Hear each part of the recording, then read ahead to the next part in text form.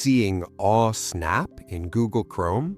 Don't worry, I'll show you the fastest ways to fix it on Windows. Step 1. Refresh the page.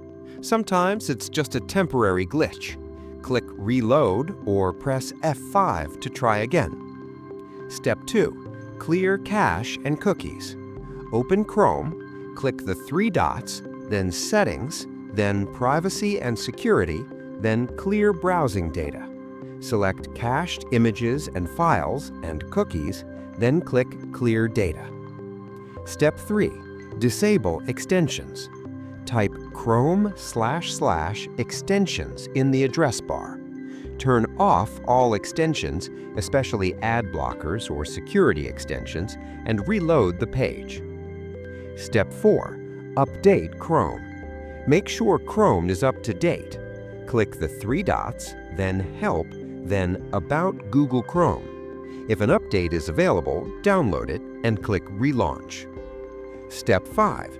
Restart your PC to clear temporary issues. That's it.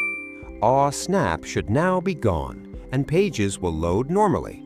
Like and subscribe for more fast PC, browser, and app fixes.